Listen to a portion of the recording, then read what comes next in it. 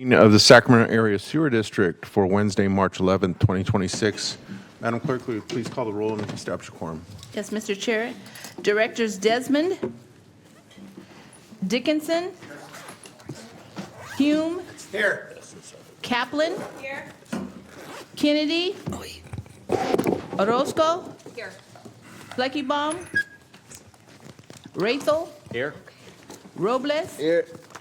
Rodriguez. Here. Sander. Soon. Villegas. Yes, here, sorry. Karpinski Costa. Here. And Chair Cerna. Here. You have a quorum with the members present. Very good. Can you please read our statement? This meeting of the Sacramento Area Sewer District is live and recorded with closed captioning. It is cablecast on Metro Cable Channel 14, the Local Government Affairs channel on the Comcast and DirecTV UVerse cable systems. It is also live streamed at metro14live.saccounty.gov. Today's meeting replays Sunday, March 15th at 9 a.m. on Metro Cable Channel 14. Once posted, the recording of this meeting can be viewed on demand at youtube.com/MetroCable14. SacSewer board members are compensated $100 for their participation in board meetings. Compensation for Sacramento County supervisors and City of Sacramento and Citrus Heights council members is paid to the county and cities, respectively, to partially offset the cost of those governments. Compensation for the other agencies is paid directly to the individual board members. Compensation for these legislative bodies meetings is verbally disclosed at each board meeting in accordance with California Government Code Section 54952.3. To make an in-person public comment, please complete a speaker request form and hand it to the clerk. The chairperson will call your name when it's your turn to make a comment. You may send written comments by email to boardclerk@saccounty.gov. Your comment will be routed to the board and filed in the record. This concludes your announcement. Very good. Thank you. If you would please rise and join me in the pledge. I pledge allegiance to the flag of the United States of America and to the republic for which it stands, one nation, under God, indivisible, with liberty and justice for all. Again, I'd like to welcome everyone to this morning's Sacramento Area Sewer District Board of Directors meeting. Again, as a friendly reminder, those who have joined us here in chambers are certainly welcome to address the board on any matter on our posted agenda. You're also welcome to address the board on any matter not on our agenda. We ask that you please complete a speaker slip and get it to our clerk, and I will call you in the order that I receive those slips. With that, Madam Clerk, our first item. Our first item will be closed session, which will be held in hearing room 1. Very good. So we will then recess to closed session, hearing 1.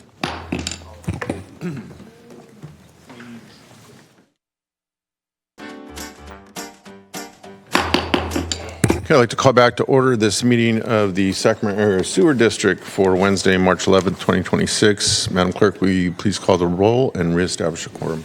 Yes, Directors Desmond, Dickinson. Here. Hume. Here. Kaplan. Here. Kennedy. Orozco. Here. Fleckybaum. Rathel. Here. Robles. Here. Rodriguez. Here. Sander. Soon. Here. Villegas. Here. Karpinski Costa. Here. And Chair Cerna. Here. You have a quorum with the members present. Very good, thank you. And we have nothing to report out from closed. So we'll move on to our first open session item. Okay, the first item will be to approve items 1 through 4 of the consent matters. Okay.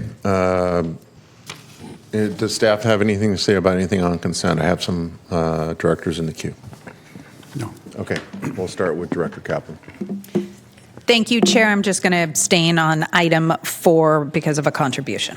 All right, please let the record show abstention by Director Kaplan. Director Dickinson. Thanks, Chair. I actually have a question about, or two about number 1. Okay. So do you want to take that separately or just take it and then take? We'll take it together, but we'll have the clerk read Okay. item number 1. Item number 1 is contract number 177, approved selection of and agreement with Transit Technologies, LLC for fleet management information system implementation. So, thank you. Christoph, looking at the scoring, the proposed awardee outscored the second ranking bidder in only a couple of categories and only prevailed on total score really by the difference on product demonstration. In virtually every other category except a couple, they scored less. So can you give us some explanation about why the proposed awardee is superior to the second scoring bidder?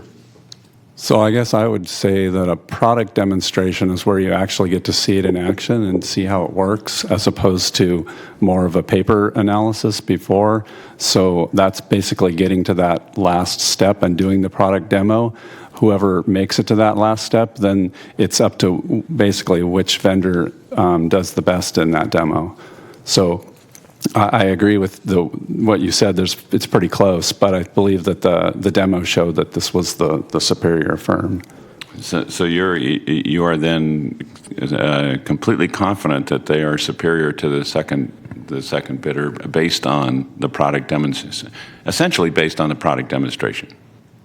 Yes, that's. I mean, I wasn't on the committee. That was a different team that made the selection. But yeah, okay, all right. Thanks, Chair. All right, thank you very much. Any other questions by directors? Seeing none, Madam Clerk, do we have anyone signed up to speak on consent? We do not have any public comment. I'll move consent for approval. Okay, there's a motion. Is there a second? Second. It's been moved and seconded. Electronic vote, please. Please vote. Please vote.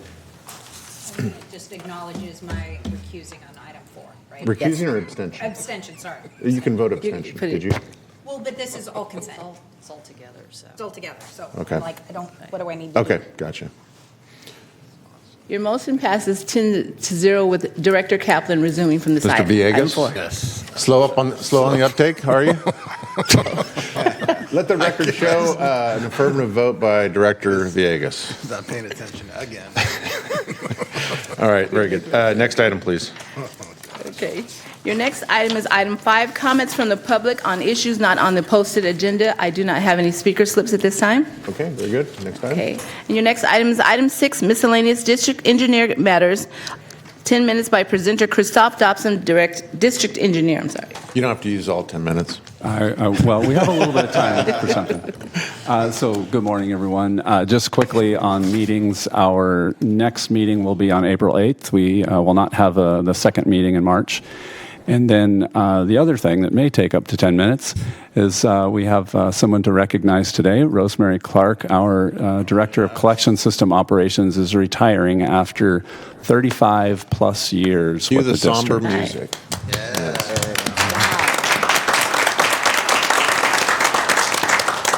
So I have a few words to say, and then I know Rosemary wants to say a few things. We have a gift for her as well. And then, of course, your board would probably like to say a few things as well. I feel pretty qualified to say a few things about Rosemary because I was thinking back and we were kind of trading the dates of when we started working together, and we've actually been working together for 26 of those 35 years.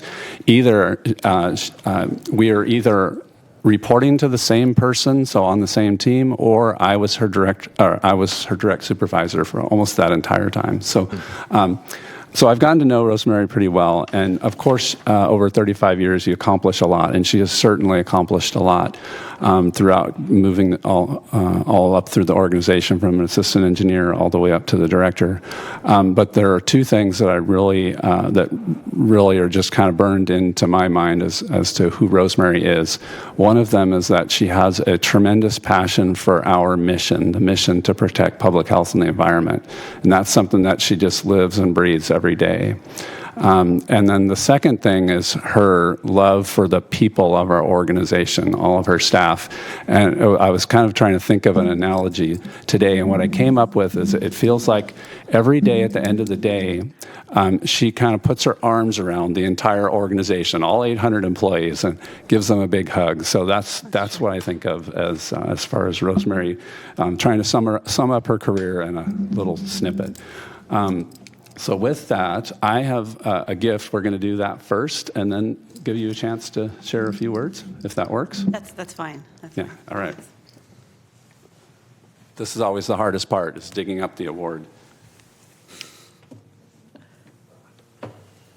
And I've watched so many people over the years get these fabulous gifts, and I get one too, so I'm excited.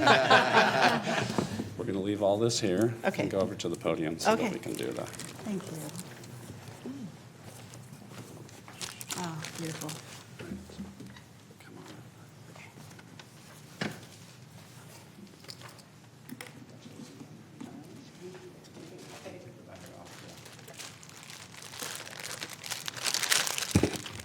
Oh my gosh, how beautiful.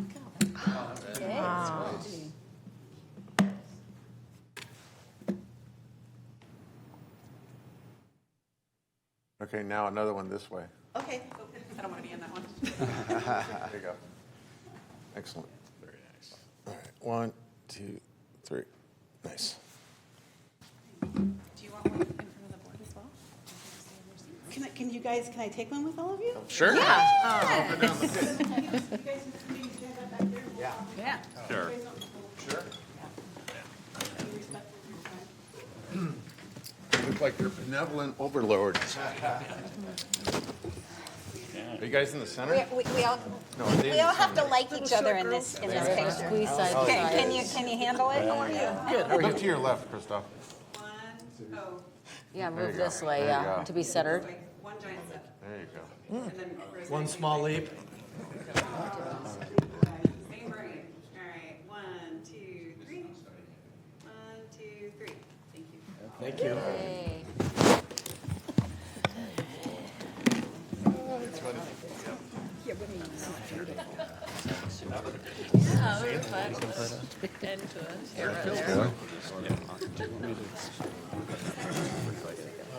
So I just wanted an opportunity to tell you what an honor it's been to be the director of collection system operations for the last 12 years.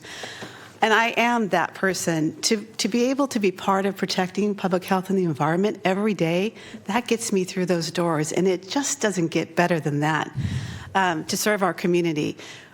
I work with the best people, and they provide exceptional customer care and care for each other. And that's like, we have done great and hard things, and it's been just such a privilege. And I appreciate your board, too, for the trust and support over the years.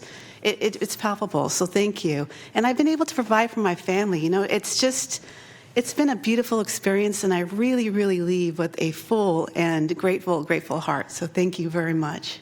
Very good. Thank you, Rosemary. So we do have some folks that are entering the queue here. I'm going to start off by saying this poses a real problem because it now documents the fact that the district clearly violates child labor laws. You're Statute kind. limitations is You're running. kind. No, in all seriousness, I've had the opportunity for 15 and a half years working alongside Rosemary and all the great staff at our sewer district. And you've been one of those kind of quiet, stalwart public servants who I think, as Christoph referenced, really invests personally into your profession, and I think you stated it well, your mission, everyone's mission at the district of protecting public health and the environment, and I think you're not just someone that will look back and say, wow, what a great job at the district in terms of her service, but someone who really entered the public realm in terms of the mission of the district with the full intent of quietly making sure that we fulfilled the mission and that this board has always been well informed. You've been part of that as well, and I want to thank you for that. And you're going to be sorely missed. Thank you. Thank you. Director Hume.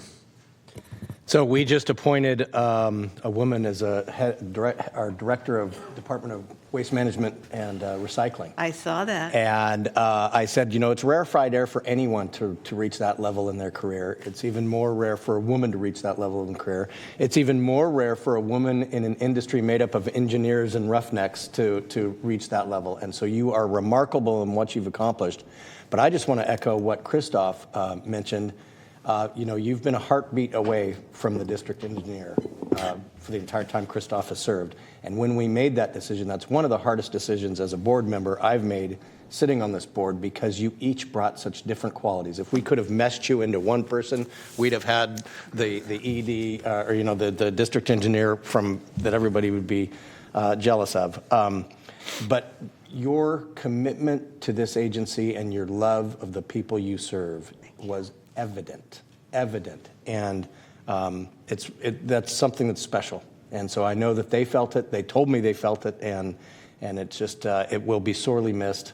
And I think the other thing is that when we look at these very long-standing employees of the district, I hope that there's the next generation coming up behind you all, because it seems to be that people, they come here to work and they stay and they move up through the ranks. Yes. And we love to see that. It's a place to learn and grow, and I would tell you I did that all 35 years, truly. Good. Yeah, and we tell that to our new hires. We say, we come and we stay. And then we tell them all the years that I'm surrounded by. It's great. Yeah. Yeah. Good. Thank you. Thank you. Congratulations. Thank you. Director Rodriguez. Rosemary, I want to thank you for the 35 years that you have spent with the organization. I'm always amazed when somebody spends that long with an organization. It really says a lot about the leadership overall. And, you know, Supervisor Hume spoke a little about what I want to share with you. It's as Women's History Month. It's always an opportunity to look back at women trailblazers. And 35 years ago, it was probably a very male-dominated field, and you have stuck there. And so I just want to honor you this month and recognize your longevity and what you've done, and ensuring that women enter these fields that have historically been male-dominated. So congratulations on retirement, and I wish you the best. Thank you. If I could add just for a second on that. Last night, it's a full circle moment, because I went and spoke to the Mesa kids at Sac State. And if it weren't for Mesa, that's mathematics, engineering, science achievement, I would not be in this seat right here. And that, I mean, and then it was just sweet, a sweet moment. And really grateful for all the opportunity. First college grad out of my family. I mean, it's been amazing.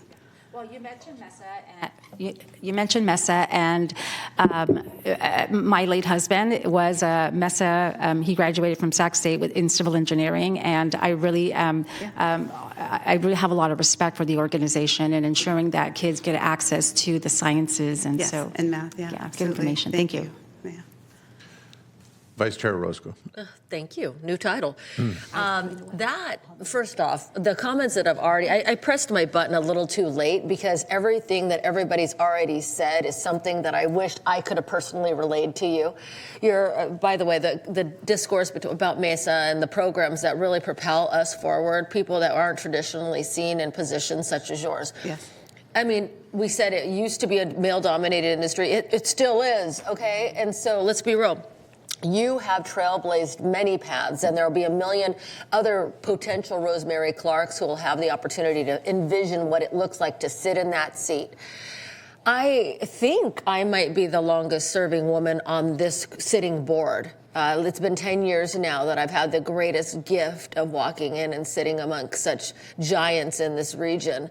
And one of the constants is that I've often looked over and seen you there. Thank and you. This board, as many changes as we've seen over this last decade, one of the things I will say is that I personally have changed myself, right, as a leader over many, many years, and you have reflected some of the most beautiful gifts in my direction. Thank you for recognizing how hard that is to sometimes manage so many things and to still show up. And 35 years is not a minuscule amount of time. That's your entire, adult life. Yes. I just want to say I want to appreciate Supervisor Hume's comments when he said about the district director position. That was a perfect 10 against a perfect 10, and either way we would have rolled, we would have won. It's just wonderful to see you. It's wonderful to respond when it comes to just giving brief remarks about your next steps. Congratulations, and best to you on the next part of this adventure. Thank you. Thank you. I appreciate all of it. Thank you. Director Dickinson. Oh. Well, thanks, Chair. Did you begin in 90 or 91? 91.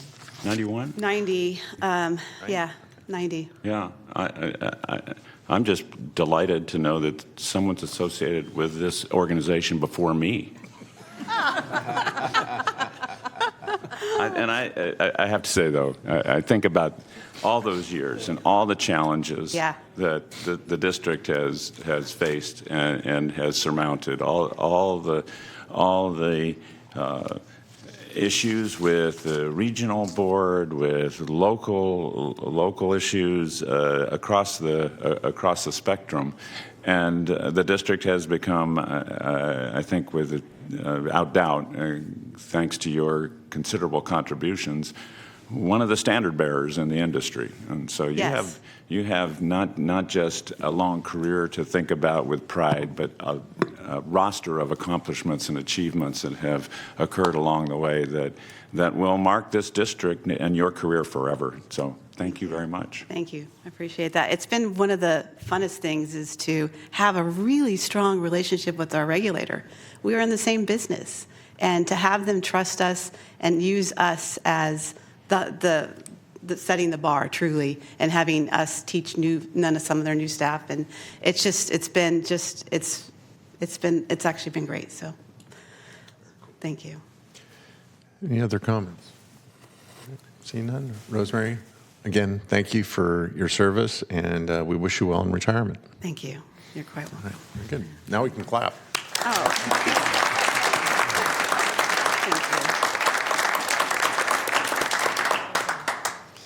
All right, very good. Christoph, does that conclude your district? That's it. Okay, very good. All right, Madam Clerk, next item. Mr. Chair, item 7 is 2026 Legislative and Regulatory Affairs Platform for the Sacramento Area Sewer District. Presenter Jophil Borja, Legislative and Regulatory Affairs Manager. All right, before you get started, I failed to ask whether or not we had any public speakers on the last item. We did not have any All right, public. just for the record. All right. Item 6. Very good, thank you. Good morning. Good morning, Chair, members of the board. If I can please have the PowerPoint. Thank you. Not too sure how I can follow that celebration with Rosemary, but in the terms of SacSewer, we're continuing the pipeline of progress, and hopefully we can follow with the big footsteps that she's leaving behind. But I'm here to segue about the Legislative and Regulatory Affairs Platform. I normally present to you on our APMO updates. Rest assured, you'll still have me for another half hour, so I'll be presenting with my colleagues after that. So the Legislative and Regulatory Affairs Platform, it was last presented to your board in 2018 by my predecessor, Terry Mitchell. What we're doing now is updating the name change from the 2018 Legislative and Regulatory Policies and Engagement Protocol policies to platform. This new platform will provide us the framework for continued advocacy on SacSewer legislative and regulatory priority areas. We're defining priority areas and funding interests, as well as clarifying how our staff can engage in legislative and regulatory processes. It supports timely responses to new legislation and regulations and funding opportunities, and it also provides a clear process for SacSewer board engagement when updates are needed. Since 2018, we've seen a number of changes both in the federal level. State administration's goals have also changed. Thousands of bills introduced. And in average, our team here at SacSewer tracks no less than 60 to 70 bills at every given legislative session and engage in dozens of those bills, whether it's in committee with the legislator staff or with our partners throughout the industry in making sure that we push to shape sound policies and regulations. So our framework continues to be that we will advocate for the following principles: focusing on environmental stewardship with efforts that align with SacSewer's mission while supporting regional partnerships, promoting responsible actions that protect public health, advancing clean water, and promoting healthy environment while protecting our ratepayers' interests, and supporting efforts based on environmental effectiveness, sound science, economic feasibility, and properly balancing our fiscal responsibilities to our communities. And since then, we've been able to shape our policies that really promote SacSewer's interest. We supported a climate bond that ended up getting us potentially hundreds of millions of dollars for harvest water and other programs.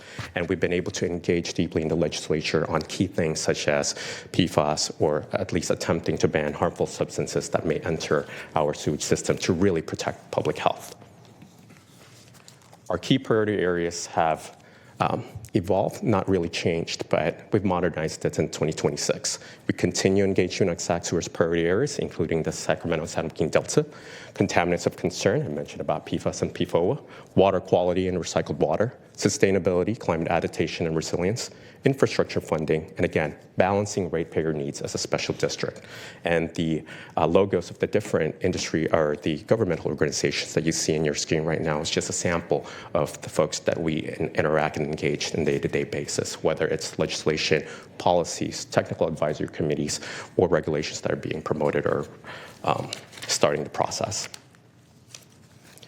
And we also looked at making sure that our platform aligns with industry organizations in comparisons to our peers. We've looked and reviewed a number, if not every single one of your special districts and delegations and your cities and counties ordinances, policies, to make sure that we're also in alignment with that. We've reviewed with other peer organizations and internal feedback with our key department and SMEs, and we've really looked at our partners from CIVICWA, that's Central Valley Clean Water Association, CASA, California Association of Sanitation Agencies, and Water Reuse California, as well as the Special Districts Association, to make sure that we are in tandem and in alignment with this platform and policies. So I just want to say thank you again for listening to my presentation. What are our next steps? We'll continue to engage and advocate with our stakeholders and local and regional, state and federal partners. We will continue engagement and updating our board with key legislation, regulations, and funding opportunities. And as we enter in this world where week by week things may change, as you can see in some of the snippets here, our continued work with the federal administration when it comes to the State Water Project, or even just Governor Newsom announcing SB 72 or California's most ambitious water plan in history. We want to make sure that we are in, not just in the seat, but we are in the periphery of those organizations that are working to really engage and make sure that we have SacSewer's best interests in mind.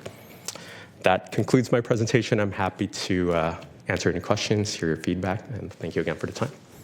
Very good. Thank you, Joe Phil. We have some directors in the queue. I'm going to start off. Can you go back to the slide with that had all the regulatory? Yeah, thank you. I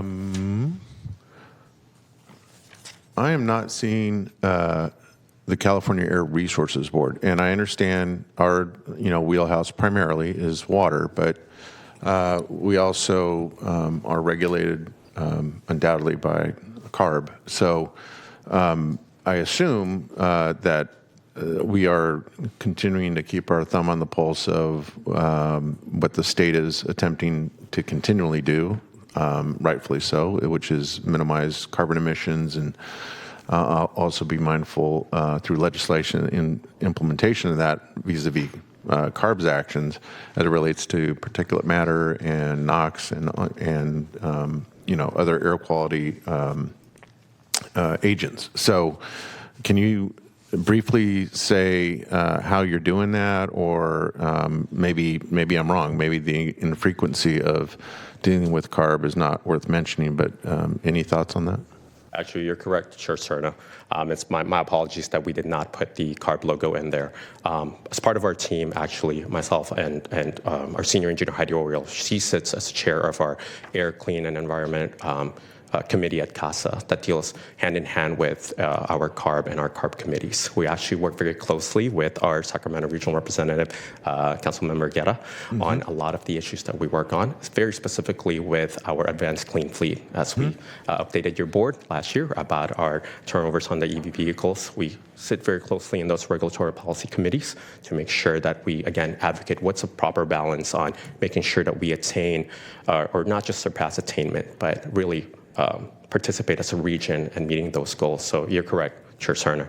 We're very deeply involved with CARB. We're looking at greenhouse gas reduction funds very closely for opportunities to really advance not just our EcoWater projects, but also improving and evolving our fleet. And we're in alignment with a lot of those state priorities.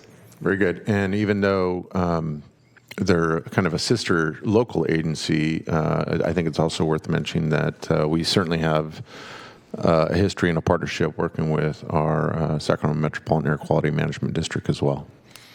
Sir. Director Hume. Thank you, Chair. First, a bit of seriousness relative to your presentation. Obviously, on several of the Delta boards, so anything I can do there, I always stand at the ready to help represent SacSewer there. But I'm also been appointed to the advisory committee on SB 72, so anything we can do as far as making sure that we're well represented as we undertake that most ambitious water plan in California's history, happy to do that. But I wanted to go back to how you began your presentation, which was how do I follow up such a wonderful recognition, and it's pretty simple. You just got to dedicate the next 33 or so years of your life to this agency. So look forward to that. I won't be here that whole time, but Duly noted. He's young enough to. that's right. Thank you, Director Hume. Director Karpinski-Costa. Thank you, Chair. I just have a question. How difficult would it be for you to update us on a periodic basis? Because I get, things from other agencies that these are the bills pending, we support, we oppose, support if amended, or anything that we're directly involved in, that we get a little email that says, sometimes we can talk to our representatives and give a little extra push for the district. So I'm just wondering how difficult it would be for you to provide us information along the way. Thank you, Director Karpinski-Costa. Not difficult at all. We actually keep a very active tracker of the bills that we support, engage, and that we review with Director Hewitt as well as General Manager Dobson. And so let me get back to the team and make sure that we have the appropriate cadence. As you understand, committees are happening as we speak right now, so we want to make sure that we give you timely updates on where we stand on the bills, where we're watching, what our positions are, and where the ones that we may have some issue areas also. And to if you give ever a need heads up. help from us on an individual, basis or testimony or anything, to let us know. Thank you. Very good. Thank you. Director Dickinson. Thank you, Chair. There's just a couple things. First of all, I wanted to underscore the fact that you've included product stewardship and support for efforts to encourage that in the policy, and I think that's great to see. I had a question, though, with regard to third-party citizen lawsuits under the Federal Clean Water Act, and it is easy to say, let's have legislation or let's support legislation that would reduce or eliminate frivolous lawsuits. It's a lot harder task to define what it is. So can you give me an idea of, first, whether there's any legislation that you have in mind, or is this just a general prescription that you want to include in the policy? And secondly, how would you define frivolous lawsuits? Because there are people who would define lawsuits to contest waters of the country as frivolous, when I think other people would say clearly they're not frivolous. So can you elaborate a little bit on that, Jeff Hill? Yeah, thank you, Director Dickinson. So I believe you're actually asking a question on page 6 of our attachment A, third-party citizen lawsuits under the Federal Clean Water Act. So it's a combination of both. It is a general statement that we've long reviewed with the district to make sure that we are in alignment of really protecting taxpayer funds on legal vulnerabilities and mitigating potential legal challenges. We work very closely with our industry association to make sure that if there is certain rhythm or certain moves that we're seeing as an industry, that we at least be mindful of that. Now, I'm not a lawyer, so actually may come back to you with a response with our legal counsel as to what we can determine to be a frivolous lawsuit. However, what we've seen in the past is that potentially there are organizations that really challenge not just our water rights or not just Clean Water Act in general. I think it's just being mindful that those things do exist, that those challenges are something that we want to keep in touch or at least know and understand. But we'd be more than happy to come back to you on that and work with the definition. I'd appreciate that. I don't want to prolong this, but I would appreciate follow-up, first of all, on whether there's any active legislation that's being considered either at this obviously the federal legislation, but we have parallel state legislation. First of all, whether there's any active legislation that falls under this category, and secondly, how does the district define frivolous lawsuits? Thank you, Derek. Thanks. We'll follow up. Very good. Thank you. Any further questions for Joe Field? All right. Thanks again. Thank you. Madam Clerk, anyone sign up to speak on this matter? We do not have anyone signed up to speak. All right. Very good. Next item. Okay, Mr. Chair, item number 8 is Harvest Water Quarterly Report for October 1 through December 31, 2025. Presenters, Jofiel Borja, Legislative and Regulatory Affairs Manager, and Mike Crooks, Deputy Director of Eco Water Operations. Good morning. Good morning, Chair Cerna, members of the board. My name is Mike Crooks. I'm the Harvest Water Capital Program Manager. And I'm going to kick this presentation off by touching on the capital side, and then Joe Phil will follow up on the administrative side. So please bring up the presentation for item 8.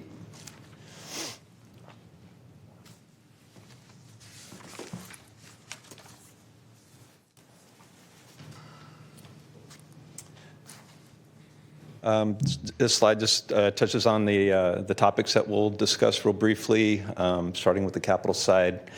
I'll just start by saying things are going well.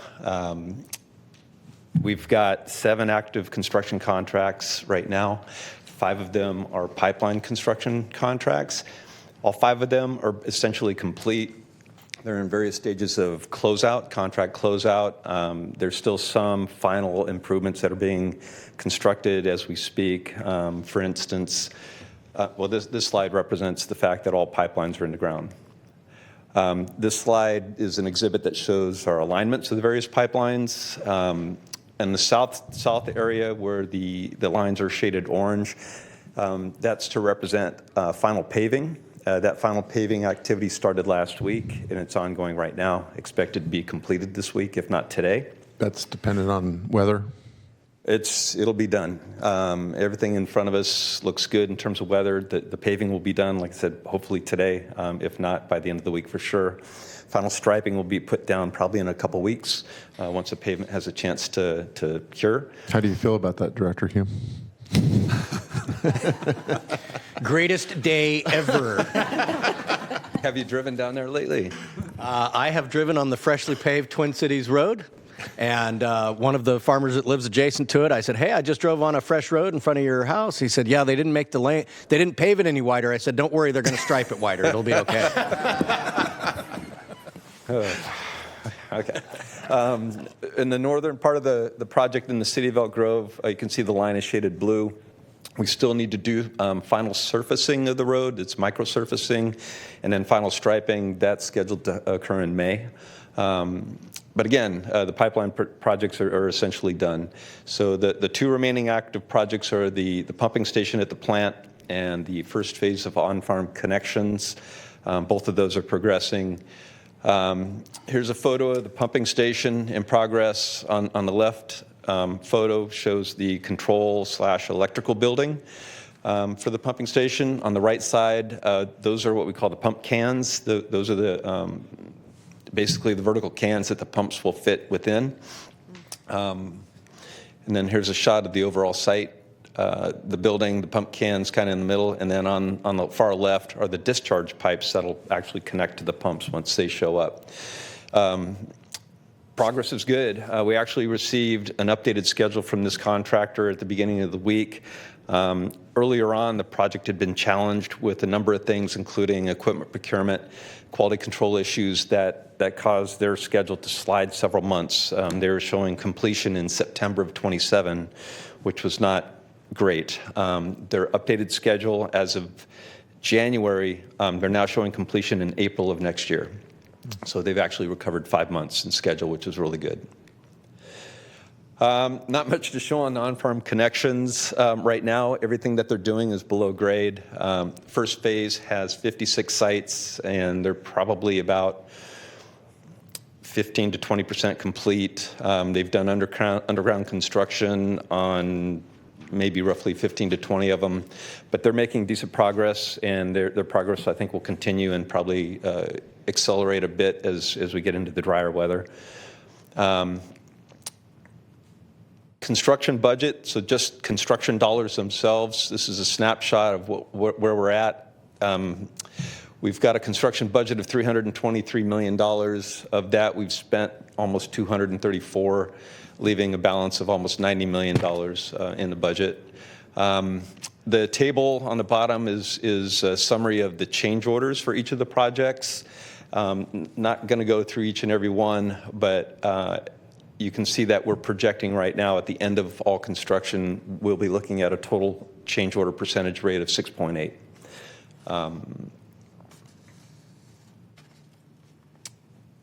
That's all I had for my slides. So Phil's going to jump up and finish his, but if there's any questions that we'd like to talk about, I can do that right now. Director Hume. Thank you, Chair. All kidding aside, I do drive that area, and as we have been paving these roads, there's an immense amount of pride in the improvement to the landscape, irrespective of all of the ecological benefits of this project, which I, hold up as one of the certainly most forward-thinking projects I've been a part of on this agency, on any other agency I've served, as far as working towards true sustainability and recognizing the value of the resource that we process. But going down there and seeing a road that we would have never cobbled up the money to pave, and yet here's a brand new road, it offsets the bad days by a long shot. So thank you very much. I appreciate it.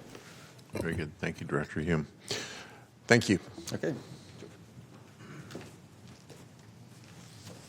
Thank you, Mr. Crooks. Chair, members of the board, it's me again, Joe Fulbora, manager of the APMO, and we're here to provide you with our program updates and highlights. Outreach, partnerships, and engagement have been a key tenet of the APMO's drive this last quarter. We continue to be part and members of the community, one-on-one meetings with key stakeholders, and phase 2 OFCA easement agreements and meetings. We continue to develop our eco plan. We've executed a new agreement for a new crane forage trial executed in Q4. Our picture on the right actually shows a raptor perch and owl boxes installed at the Gallagher implementation site. And so as part of our eco-plan activities, we've created a number of these pilot programs or pilot projects that do show our partners at the state that our environmental or active mitigation strategies and active management plans are working. And so we planted a number of trees in partnership with some of our local community groups and nonprofits group. When we saw that the motility or the trees are not doing as well, we looked and worked with our environmental stewards and see, okay, what is impacting the ability of those young trees to grow so that we can get the ecological benefits. And then we did see that there were rodents. And so instead of going through with a potentially harmful substance, what can we do naturally to abate and impact this? And so we've installed at a very low cost these perches for owl boxes to actually go there. And so the presence of the owls mitigates the pressures of the rodents. Less rodents, the trees are able to grow. And so that's just part of our active mitigation strategy that we need to do in order to get these ecological benefits. Seeing these pilot projects really work in the community, and multiple landowners have expressed interest in both riparian and wetland management, and our options are being explored. And again, these are critical movements that we need for the eco plan. Before you leave the slide, Joe. Yes, Phil, sir. If you can go back, thanks. So I assume it's Sandhill Crane Forge Field, right? In the trials, yes. Okay. So I know that in the Lodi area, Sandhill cranes actually function, their presence, their migratory, seasonal migratory presence is a source of, I would say, borderline tourism for that part of the valley. So is there an intent, I know this is a trial, but if it succeeds, at least preliminarily, is there any interest or ability to have this be function as a kind of an augmentation to what we see happening a little further south in terms of inviting the public? And I speak as a photographer here, as someone who would love to have more opportunities to go capture the images of local bird life. Is there an intent to have this publicly accessible? Yes, and thank you for that question, Director Turner. I actually saw some of your posts and videos of the Sandhill cranes being called. And so we do work very closely with the property owners, and as long as we can have that mutual understanding and again, respect with their property rights and things like that, but working with both the property owners for the pilot projects, but also some demonstration projects with our open space partners, such as either Stone Lakes or Consumers Reserve, where we could be potentially able to have those managed crane forging sites and other pilot projects, then I can definitely see a confluence and ability for the public to be able to enjoy. Now, sandhill cranes, as you know, made and forge at a specific sets of time during the day. Sure. And so as long as there's safe roads, like Supervisor Hume said, and public access, they can definitely see and enjoy and really see our work being done in nature in real time. Very good. Yes. Thank you. Director Hume. I would just add on that you don't have to go as far as Lodi. The City of Galt and Cosumnes River Preserve partner in a winter bird festival every year. And on Staten Island is a massive sandhill crane sanctuary. You can go out there just about any day, just around dusk, and they will be coming in to settle down for the night. And they are impressive birds to see in person. Good point. I was thinking specifically of the Phil and Marilyn Eisenberg Preserve. So Understood. Thank you. Thanks. Very impressive bird, and give us close to about $100,000 each of grant money for additional 700 individuals as part of our eco plan, Cap B. So very important for us. Now, some of the good news since I presented in late December. We continue to push for recycled water service agreement and execution through quarter 4 today. Now, our delivery goal, that is what we're contractually obligated for the state, is 32,500 acre feet per year. Our demand goal is 39,000 because we know that during the summer season and during peak demand, the demand of the farmers for the water ebbs and flows. And we want to be able to at least deliver the demands and the needs of the system, but also manage what we can have an output through our pump station. And so for phase 1, as we presented before, we've had 56 OFCAs that is equivalent to 21,500 AFY per year, estimated delivery demand of about 68%. I am pleased to say that we've now had, during this time, 22 OFCAs secured that adds 7,100 AFY estimated demand. Now, we provided this presentation last week. As of this morning, we've secured an additional 3 agreements, bringing us to 81 OFCAs. That gets us to 29,500 AFY demand. So 28,600 is no longer the right number. It is now teetering between 91% and 76%, depending on where you look at it, either the delivery goal or the demand goal. And so we're very pleased that since our last presentation to the board, that we've been able to make critical and steady progress, really work with the community, work with our construction partners at CPMO to really not only address their issues and concerns, hear their feedback, but be able to continue building that trust with these families and generational ownership to be able to sign up more folks into our program.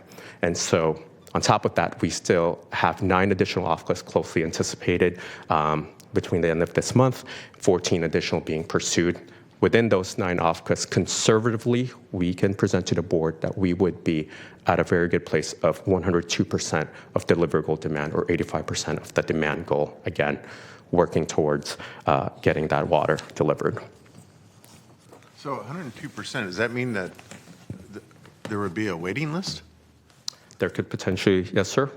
Good problem to have, I suppose. It is. Yeah. And so as the program comes to the start, when we're closer to turning on, I believe that we're going to be presenting to you how we manage our system and our ordering system.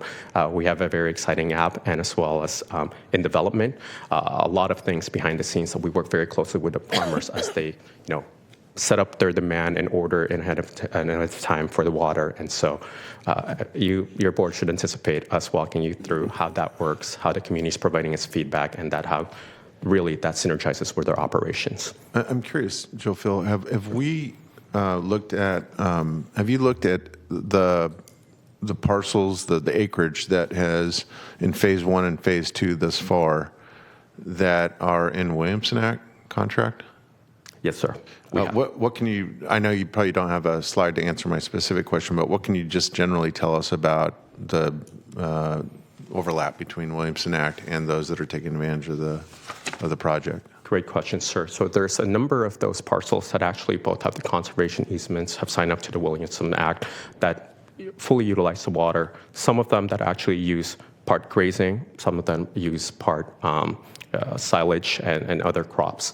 And so while we don't have the specific slide that tells you the convergence of those specific parcels, we can tell you that there's a number, actually a very good, comfortable amount of folks that have signed up for both the Williamson Act and the conservation easements that are also participating in our program, that are also very closely participating at our eco plan potential. And so as your board knows, some of the difficulties that we would have in the outer years on our 84-year program is really how can we protect and make sure that conservation easements, open places of habitat and natural protection, and farming lands maintained to be farming lands. And so the synergy of making sure that those easements do converge with our work with the eco plan, as well as making sure that those farmers also participate in our programs, I think we're hitting in the right angles. And do you have any idea, and maybe perhaps Director Hume can chime in here too, he knows this area better than anyone here, but do we know what likely will be the response from the farming community in this part of the county where because of the water availability, crop rotation behavior will be different? There will be, I'm just by way of example, for instance, going from maybe a row crop to an almond orchard. Do we have any idea how that might happen, or will it happen at all? Are you even just anecdotally hearing from the farming community that, oh, well, I'm going to have this much more acre feet of water available, and therefore, because of margins or what have you, that may or may not affect the decision to put in specific crops? If I may, Director Human, maybe I can get started. Yes, Chair Turner, we're very closely in tune to every single one of these parcels, even the ones that we've not had an agreement yet, because frankly, that is what dictates the water demand that we're presenting to you today. Mm-hmm. And so, as we all know, Sacramento County, $500 million worth of agricultural industry.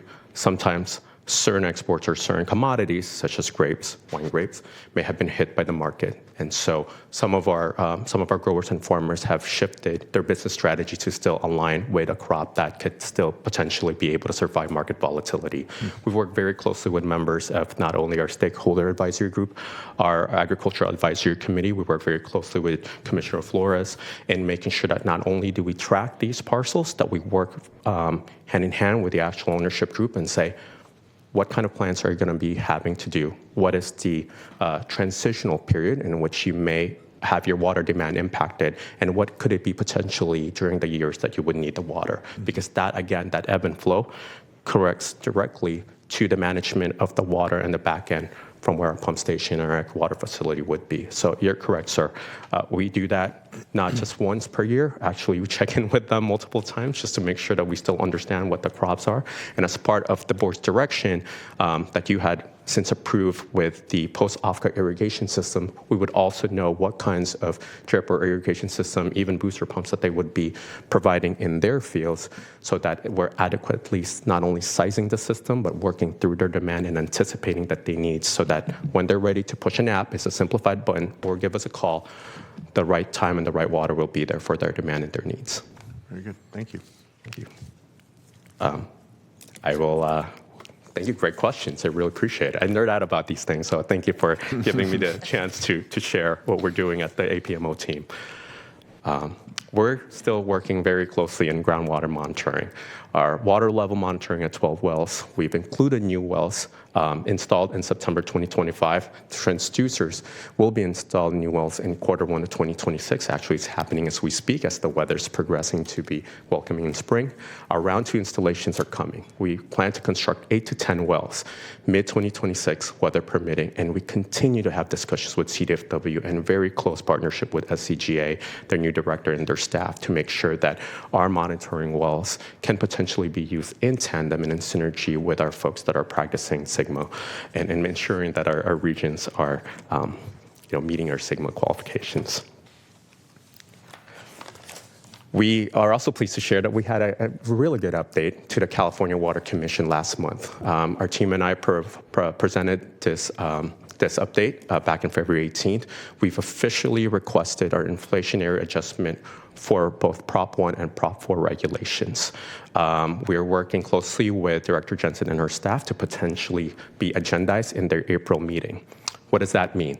In our presentation on the 18th, we mentioned that it's just part of their inflationary goals that we are looking for right around $25 to $50 million that meets the intent of Prop 1 and Prop 4. We're hoping to really take that home for the district and our ratepayers.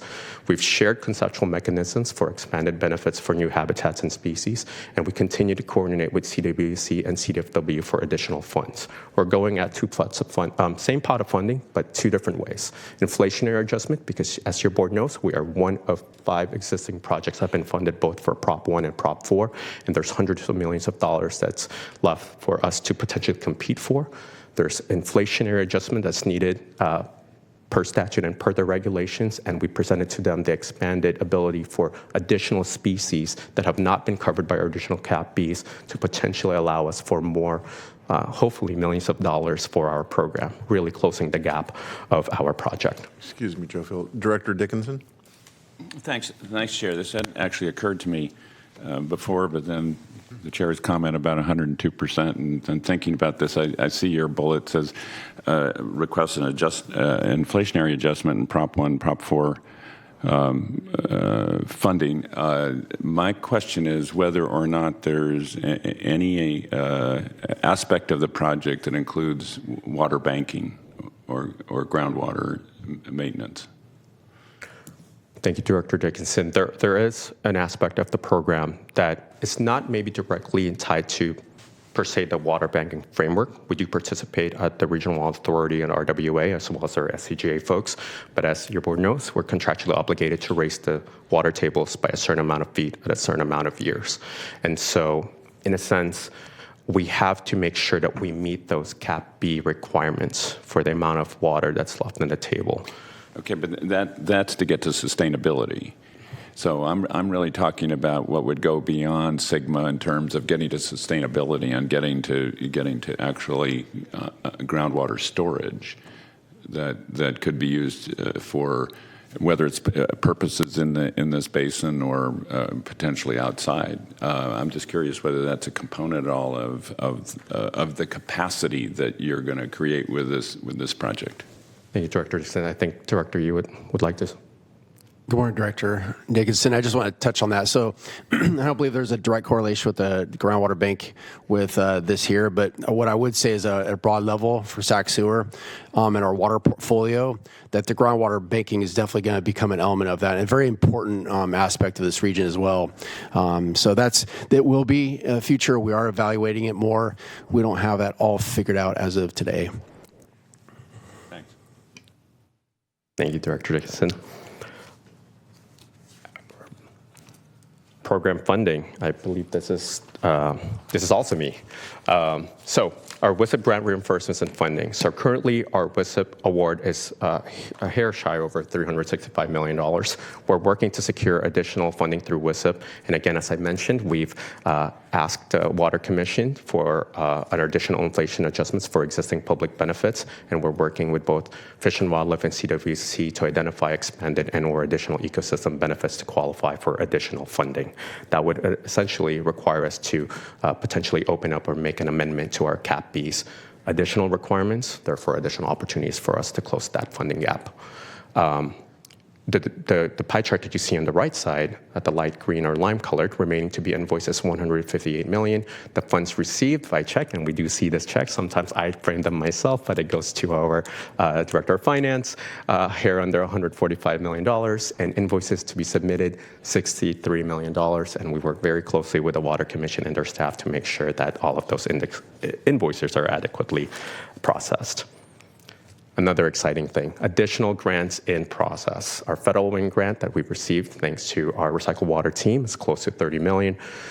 We have our semi-annual report due on April 30th. We anticipate submitting a single reimbursement for all of the funds in Q2 of 2026. We have submitted and have been in working relationship with the State Water Board on our water recycling funding program grant, phase 1 of $15 million. That is already on our intended use program. So Harvest Water has been classified as a large-scale recycling project, which is now eligible for multi-phase funding that is brought and cobbled through additional funds through Prop 4. That opens up an opportunity for our state WRFP grant phase 2. We continue to have a grant application that we will be submitting hopefully this quarter or next quarter for phase 2 OFCA construction that we anticipate can potentially net us close to an additional $5 to $15 million. Our team is going to be submitting a Wildlife Conservation Board grant application that is up to $1.7 million of riparian enhancements along Cosumnes River, and our pre-applications have been submitted with our application in progress. And again, we're hoping to send that over by the end of the month. Our Harvest Water program budget through Q4 and Q5. Again, our total program budget remains at $597.2 million. Our expenditures at $316.3. Our APMO budget has not changed at $120.0 million. Our cost through quarter 4 for APMO is $18.7. The CPMO budget is at $477.2, and their cost through quarter 4 is just a hair shy of $298 million. And you can see the pie chart delineated with what is spent and what is remaining. So this chart just shows the program anticipated funding, which again includes both the grants that are currently in progress or the ones that we already are just working in agreement, as well as all the other funding sources that you've seen there. And I'd like to again remind the board here that through the partnership and work with SacDOT, as Director Hume had mentioned, that $5.5 million have really gone a very long way to making sure that we improve no less than 40 miles of roads in the southern community. I really would like to invite you all to just take a tour of the Harvest Water site. You'll see some construction and some improvements that's happening in the road, but really it's a site to be seen.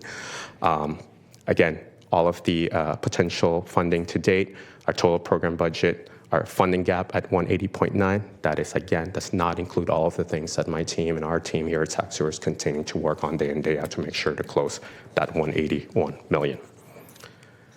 Our next upcoming board actions, the CPMO is going to have consultant amendments for services during construction, and eco-plan procurement activities will continue to implement the benefits. And I believe that is the second to last of my slides, but Mr. Crooks and I are happy to answer any questions, hear your feedback. But again, thank you for the time and opportunity to present and update you today.